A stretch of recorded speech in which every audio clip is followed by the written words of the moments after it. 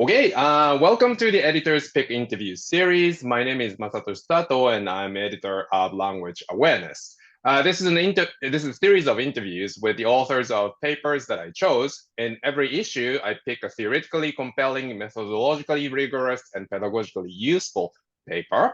And for the volume 34, issue 2, which is the second issue of 2023, I chose a study by Professor Mats Deutschmann and his collaborators. The article is entitled, "It Ain't What You Say, It's the Way You Say It, Adapting the Much Guise Technique to Raise Awareness of Accentedness Stereotyping Effects Among Swedish Pre-Service Teachers."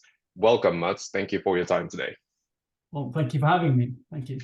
So let me introduce Professor Deutschmann first. So Professor Deutschmann is Professor of English at Örebro University, Sweden. He is also guest professor at the University of Seychelles. He has a diverse multidisciplinary research focus, which includes sociolinguistics, the status of minority languages in post-colonial educational context, and learning designs with special focus on digital humanities. He recently completed 2 projects which have approached the challenge of finding ways to increase sociolinguistic awareness of issues related to language and stereotyping. He is currently embarking on a new project with focus on language supportive pedagogy in second language medium of instruction context in sub-Saharan Africa. So I chose your paper because I thought it was interesting. The topic is really relevant to language teaching and teacher education, and also at the global level of society and accent and discrimination and biases and et cetera. So the first question I have is, if you could elaborate a little bit on the topic of the investigation, that would be great. Yeah, sure. Thank you. The ambition of the study was really to raise awareness of language stereotyping, and we chose to do that by exposing students to their own biases rather than pointing to studies that have been done and so on and so forth. We thought that we wanted to actually expose them and see how they reacted differently depending on accents. We did this using a digital design of the traditional matched guise test, whereby we had one recording that we then produced 2 versions of, where one of the recordings had been slightly manipulated when it came to vowel sounds. And the target groups here were particularly teacher trainees. We believe that the teachers are sort of a key group in combating stereotyping, and obviously it's very important as well for their professional careers to be as unbiased as possible. So yeah, that's a general setting in the topic. Great. So so the target population was Swedish teachers, the teachers of Swedish, and I'm wondering how this target population fits into like general society in relation to accents and biases, and how teacher education is related to this implicit biases or socially constructed biases. Yeah. I mean, actually, in this particular study, I would say in the majority of our experiments, we've been working with teacher trainees, but we've also targeted other sort of people-oriented groups. For example, psychology students and also students of law. Now, if we're going to talk about accents in general in society, I would say that the accent people have is a sort of a key feature when we judge people. It's obviously something that we build impressions on before we even know somebody. We listen in on their accents, and of course people judge people unfavorably or favorably depending on what accents people have. And when it comes to school, I think it's extremely important for teachers to be aware of this, so that they themselves can not be affected negatively in this way, and actually judge students for what they perform rather than how they may have an accent or not an accent, but also that they can take these topics up in class and start highlighting it and making learners aware of this in society in general. So I would say teachers play a key role in combating biases and racism, etc. But of course there are other groups as well. I mean, I would say any profession where you're dealing with the public and having an objective judgment is important, should really be aware of these sort of hidden, if you want to call them forces almost, because it does react implicitly. We're not even aware of the fact that it affects us in different ways. Yeah. Mm-hmm. So the topic of accents and biases is a popular one, and there's a lot of research in social psychology, educational psychology in relation to how accents affect people's perceptions. But your study is unique, I thought, because it's an intervention study to mitigate or combat biases. So if you could explain your thinking process of applying this theoretical research to applied research, that would be great. Yeah, sure. I can also take up some of the results. Well, the idea was that rather than, as I said earlier, just pointing to different studies which have highlighted the fact that there is bias and stereotyping that's based on language, we rather wanted to show our respondents here that they themselves are part of the problem, because it's very easy to point fingers and say that those people and those people are prejudiced, but I'm not.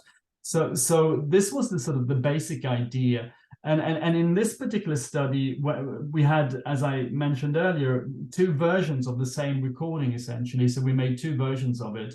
And of course, it turned out that when students were asked to evaluate the quality of the performance in the recording, it was very different depending on whether they thought it was a Swedish speaker or an accented speaker from different cultural background.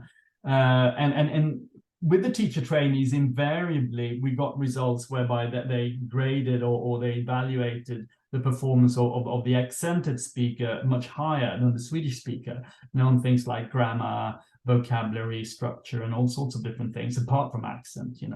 That was obviously surprising initially, but then perhaps not so surprising.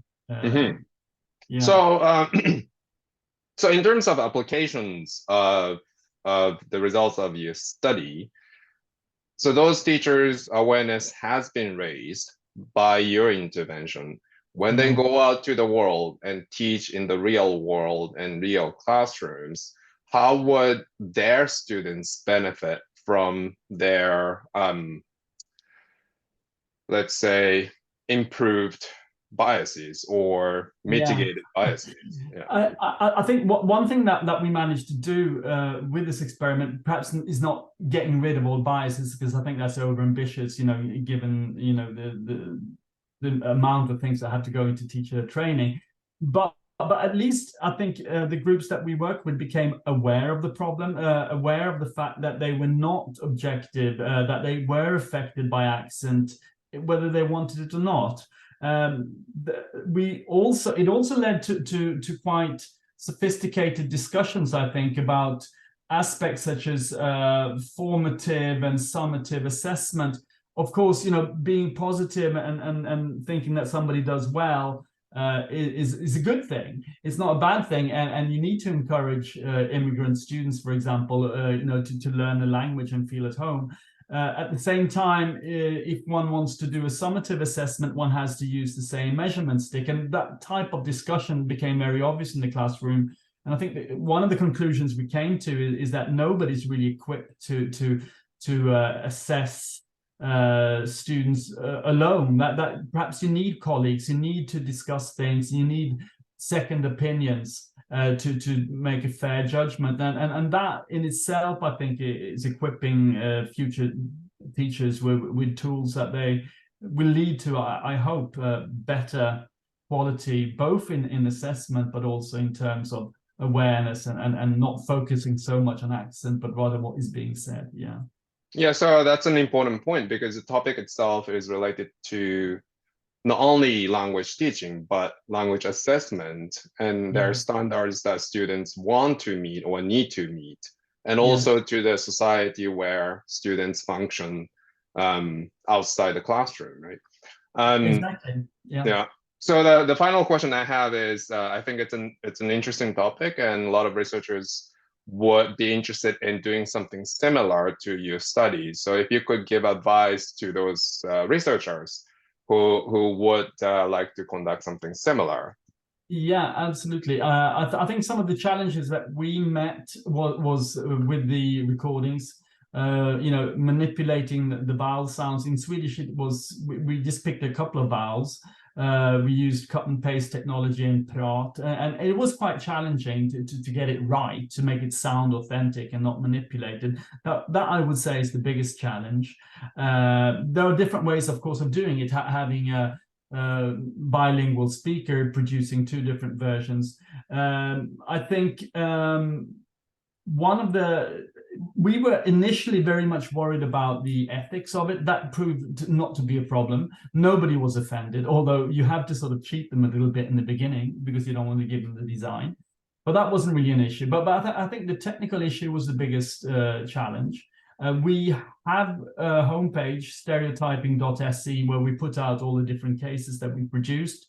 And it's free for anyone to use, of course, the material that we produced. But patience, I think, and spending a lot of time in the studio tweaking little knobs and trying to get the sound right and so on is what people should be prepared to do when they want to do this. Yeah. Nightmare for any researchers, I guess. Well, not really. We had very good sound technicians working with us, so we really okay. Great. So thank you very much for your time today, Matt. And I look forward to more research like this in your future endeavor. Thank you. Yeah, well, thank you. Thank you.